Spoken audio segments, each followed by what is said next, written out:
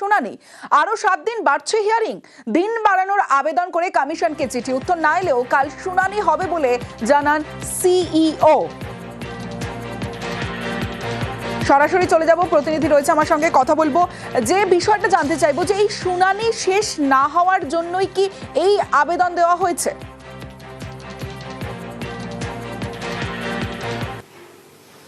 দেখো, একদমই শুনানি শেষ না হওয়ার জন্যই তো এই আবেদন করা হয়েছে জাতীয় নির্বাচন কমিশনকে, যেখানে দেখা যাচ্ছে রাজ্যের 15 থেকে 20টি বিধানসভা যেখানে আজ শুনানি শেষ করা গেল না, যার মধ্যে দক্ষিণ 24 পরগনা জেলার 7টি বিধানসভা রয়েছে, যার মধ্যে উত্তর কলকাতা রয়েছে, দক্ষিণ কলকাতার একটি বিধানসভা রয়েছে, যার মধ্যে দার্জিলিং জেলার একটি বিধানসভা রয়েছে, যার মধ্যে হাওড়া জেলার একটি বিধানসভা রয়েছে।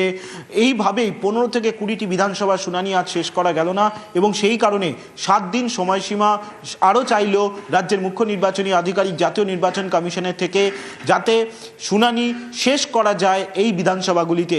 বিধানসভা স্পেসিফিক এই সময়সীমা চাওয়া হলো শুনানির জন্য। পাশাপাশি আপলোড এবং ফর্ম 6, ফর্ম 7, ফর্ম 8 অর্থাৎ ভোটার তালিকায় নাম তোলার জন্য ফর্ম 6, ফর্ম 7 নাম বাদ দেওয়া এবং ফর্ম 8 অর্থাৎ নিষ্পত্তি, এই তিনটির জন্যও 14 তারিখ পর্যন্ত সময় চাইল রাজ্যের মুখ্য নির্বাচনী আধিকারিকের দপ্তর। অর্থাৎ তাহলে কি কি ক্ষেত্রে সময় চাইল? এক, শুনানির সময়সীমা বাড়ানোর সময়সীমা চাইল রাজ্যের মুখ্য নির্বাচনী আধিকারিকের দপ্তর কয়েকটি স্পেসিফিক বিধানসভার নাম জানিয়ে। 2, আপলোডের ক্ষেত্রে দেখা যাচ্ছে একাধিক বিধানসভায় আপলোড নির্দিষ্ট সময়সীমার মধ্যে করা যাচ্ছে না 10 তারিখের মধ্যে, তার জন্য 14 তারিখ পর্যন্ত সময় চেয়ে নেওয়া হলো। পাশাপাশি ফর্ম 6, ফর্ম 7, ফর্ম 8 এই তিনটি বিষয়ের জন্য 14 তারিখ পর্যন্ত সময় চেয়ে নিল রাজ্যের মুখ্য নির্বাচনী আধিকারিকের দপ্তর। আর যেহেতু সময়সীমা চেয়ে নেওয়া হলো আরও 7 দিন, সেক্ষেত্রে চূড়ান্ত ভোটার তালিকা প্রকাশ 21শে ফেব্রুয়ারির আগে হচ্ছে না, এটা কার্যত নিশ্চিত। এবারে আরেকটা বিষয় জানিয়ে রাখি, এই যে অনুরোধ বা আবেদন জাতীয় নির্বাচন কমিশনকে জানিয়ে দিল, এক্ষেত্রে এই যে বিধানসভাগুলিতে শুনানি আজ শেষ করা যায়নি, সেই বিধানসভাগুলি আগামীকালও শুনানি করতে পারবে, এতে কোনো আইনগত বাধা নেই, তেমনটাই বলছেন রাজ্যের মুখ্য নির্বাচনী আধিকারিক মনোজ কুমার আগরওয়াল। কারণ যেহেতু সিইও রেকমেন্ডেশন করে দিয়েছে জাতীয় নির্বাচন কমিশনকে, জাতীয় নির্বাচন কমিশন যদি আজ সেই চিঠির উত্তর না দিতে পারে বা আগামীকালও যদি উত্তর না দিতে পারে, সেক্ষেত্রে এই বিধানসভাগুলিতে শুনানি করতে কোনো বাধা নেই, তেমনটাই রাজ্যের মুখ্য নির্বাচনী আধিকারিক জানাচ্ছেন। অর্থাৎ কালও হবে শুনানি, তেমনটাই রাজ্যের মুখ্য নির্বাচনী আধিকারিক স্পষ্ট করে জানিয়ে দিয়েছেন। 7 দিন যে সময়সীমা চাওয়া হয়েছে শুধুমাত্র শুনানির এই বিধানসভাগুলি, অর্থাৎ দক্ষিণ 24 পরগনা জেলার 7টি, কলকাতা, উত্তর কলকাতা, দক্ষিণ কলকাতা মিলিয়ে 3টি, দার্জিলিং জেলার 1টি, হাওড়া জেলার 1টি, এইভাবেই দেখা যাচ্ছে 15 থেকে 20টি বিধানসভা শুনানি বাকি রয়েছে। সেই বিধানসভাগুলিরই শুনানির সময়সীমা বাড়ানোর জন্য আর্জি রেখেছেন মুখ্য নির্বাচনী আধিকারিক। তার সঙ্গে ফর্ম 6, ফর্ম 7, ফর্ম 8 এই 3টি ফর্মের যাতে জমা নেওয়া যায় তার সময়সীমা বাড়ানোর কথা বলা হয়েছে, এবং তার সঙ্গে আরও একটি যেটা বাড়ানোর কথা বলা হয়েছে সেটি হচ্ছে আপলোডের সময়সীমা, যেটা 10 তারিখ পর্যন্ত ছিল। অর্থাৎ সার্বিকভাবে 14 তারিখ পর্যন্ত এই শুনানি, আপলোড এবং ফর্ম 6, ফর্ম 7, ফর্ম 8 জমা দেওয়ার সময়সীমা বাড়ানোর কথা বলেছে। এবং তার সঙ্গে যেহেতু এই 7 দিন বেড়ে যাচ্ছে, ফলত চূড়ান্ত ভোটার তালিকা প্রকাশ 21 তারিখের আগে কোনোভাবেই হচ্ছে না বলেই সিইও জানাচ্ছেন। বেশ, আমি 7-8টা ডিও থেকে পেয়েছি কি সব জায়গায় কাজ কমপ্লিট হয়নি, কিছু জায়গায় হিয়ারিং কমপ্লিট হয়নি, কিছু জায়গায় আপলোডিং অফ ডকুমেন্টস কমপ্লিট হয়নি, কোথায় কোথায় ভেরিফিকেশন ডিউ আছে, আর কিছু জায়গায় যেটা আছে ডিসিশন, ফাইনাল ডিসিশন ইয়ারও পেন্ডিং আছে। এটা নিয়ে যেটা লাস্ট ডেট ছিল 7 তারিখ, আজকে ছিল, ওটা আমি 7 দিন এক্সটেনশন চেয়েছি। যখন এটা পিছবে, তারপরে এরপরে তো একটা প্রসিজার আছে, 3-4 দিন ইসিআই নেয়, আগে ছিল 14 পর্যন্ত ইসিআই এটা দেবে, তো নিশ্চয়ই পিছবে। যে আশা করি 14 মধ্যে হয়ে যাবে, কি 7 দিন টাইম যথেষ্ট আছে। তারপরে যদি আমরা যে ওল্ড শিডিউলে যাবো 7 দিনও লাগবে, 21 মধ্যে হয়ে যাবে ফাইনাল তালিকা।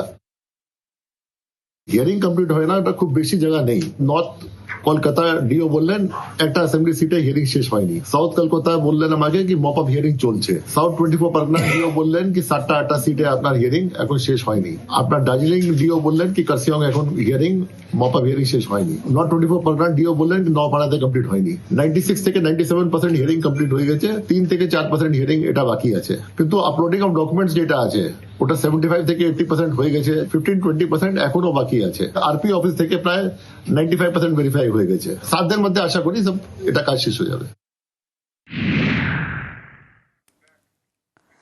পার্মানেন্ট রেসিডেন্ট সার্টিফিকেট অর্থাৎ ডমিসাইল সার্টিফিকেট গ্রহণযোগ্য শুনানি শেষ দিনে মানল জাতীয় নির্বাচন কমিশন। ডিএম এডিএম এসডিওদের ইস্যু করা সার্টিফিকেট গ্রহণযোগ্য। সরাসরি চলে যাব, প্রতিনিধি রয়েছে আমার সঙ্গে। যে বিষয়টা জানতে চাইবো, মনোজ কুমার আগরওয়ালকে যে চিঠি দেওয়া হয়েছে সেই চিঠিতে ঠিক কি কি উল্লেখ রয়েছে, কি কি বলা হয়েছে?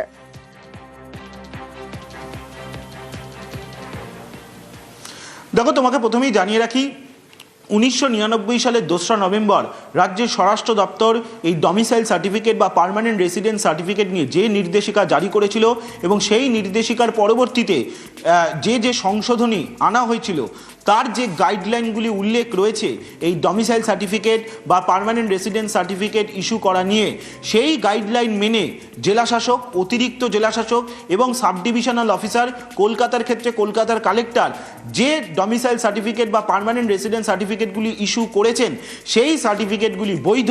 জাতীয় নির্বাচন কমিশনের তরফে রাজ্যের মুখ্য নির্বাচনী আধিকারিককে জানানো হলো।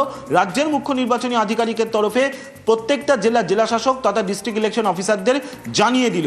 কিন্তু এক্ষেত্রে তোমাকে আরও একটা বিষয় বলে রাখি যে কমিশন এটাও স্পষ্টভাবে জানিয়ে দিল কিছুক্ষণ আগে যে এর মানে এটা নয় বিডিও অর্থাৎ ব্লক ডেভেলপমেন্ট অফিসার বা পঞ্চায়েত প্রধানরা যে ডমিসাইল সার্টিফিকেটগুলি ইস্যু করেছেন সেটা বৈধ হবে, সেটা কোনোভাবেই গ্রহণযোগ্য হবে না। অর্থাৎ বিডিও বা পঞ্চায়েত প্রধানরা যে ডমিসাইল সার্টিফিকেটগুলি ইস্যু করেছেন সেগুলি কোনোভাবেই বৈধ হবে না। জাতীয় নির্বাচন কমিশন যে ব্যাখ্যা দিয়ে পাঠিয়েছে তাতে এটাই স্পষ্ট। কমিশন এটাও কিন্তু স্পষ্ট করে জানাচ্ছে। কিন্তু ডমিসাইল সার্টিফিকেট যেগুলি জেলাশাসকরা, অতিরিক্ত জেলাশাসকরা বা এসডিওরা ইস্যু করেছিলেন সেই ডমিসাইল সার্টিফিকেটগুলি গ্রহণ করা হবে। জাতীয় নির্বাচন কমিশনের তরফে এটা স্পষ্ট করে জানানো হয়েছে এবং সেখানে রাজ্যেরই যে গাইডলাইন ছিল ডমিসাইল সার্টিফিকেট ইস্যু করা নিয়ে, রাজ্যের সেই গাইডলাইনকে মান্যতা দিয়ে দিল জাতীয় নির্বাচন কমিশন। অর্থাৎ এই ডমিসাইল সার্টিফিকেট গ্রহণ করা নিয়ে বারবার জাতীয় নির্বাচন কমিশনের বিরুদ্ধে শাসক দল যে সরব ছিল, মমতা বন্দ্যোপাধ্যায় তিনি নিজে সরব হয়েছেন এই ডমিসাইল সার্টিফিকেট গ্রহণ করা নিয়ে। জাতীয় নির্বাচন কমিশন রাজ্য সরকারের জারি করা যে গাইডলাইন সেই গাইডলাইনকেই মান্যতা দিয়ে দিল। রাজ্য সরকার এই ডমিসাইল সার্টিফিকেট গ্রহণের দাবি জানান মমতা বন্দ্যোপাধ্যায়। আজকে সাধারণ মানুষ যাবে কোথায়? এমনকি ডোমিসাইল সার্টিফিকেট যেটা আমাদের রেজিস্টার্ড আছে সব জায়গায় অ্যাকসেপ্টেড হচ্ছে, বাংলায় বলছে হবে না। তাহলে ভোট কি করবে ইলেকশন কমিশনের হোম মিনিস্টার দুজন মিলে? তাহলে তো 1% ভোটারও থাকবে না। অন্য স্টেটের বেলায় সবকিছু অ্যালাউড, বাংলার বেলায় কিছুই অ্যালাউ নয়। তো ইলেকশন কমিশন কি ঠিক করবে only BJP is allowed, nobody is allowed? What is this nuisance is going on? চেয়ারের মর্যাদা রক্ষা করুন, চেয়ারের ইম্পার্শিয়ালিটি রক্ষা করুন, মানুষ আপনাকে শ্রদ্ধা জানাবে। শুনানির শেষ দিনে কমিশনের এই সিদ্ধান্ত যে চিঠি আর তা নিয়ে শুরু হয়েছে রাজনৈতিক তরজা। শেষ দিনে তারা নোটিফাই করছে যে ডমিসাইল সার্টিফিকেট গ্রহণযোগ্য।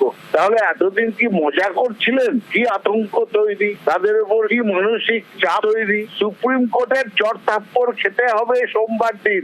মমতা বন্দ্যোপাধ্যায় যে দৃঢ়তার সঙ্গে তিনি সওয়াল করেছেন, চোখে আঙুল দিয়ে দেখিয়ে দিয়েছেন ইলেকশন কমিশনের অপদার্থতা এবং তাদের উদ্দেশ্যমূলক ভাবে বাংলাকে আক্রমণ, বাংলার মানুষকে অসহায় করে তোলা। আর এই জন্যই এই সব করছে। দেখুন, সিইও বলছেন সময় বাড়ানো হোক, এগুলো সব ড্যামেজ কন্ট্রোলের চেষ্টা।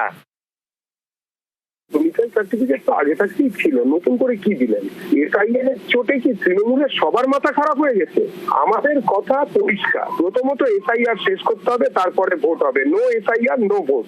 যদি এসআইআর এ কোনো গোলমাল হয় তাহলে জ্ঞানেশ কুমারকে আসতে হবে, দেখে বলতে হবে। শুধু দিল্লি থেকে সারমন দিলে হবে না, যত রকমের ফর্ম 7 জমা পড়েছে সব নিষ্পত্তি করতে হবে। এইসব ঠিক সময় মতো না হয় সবকিছুর জন্য তৃণমূল দায়ী, এ পরিষ্কার।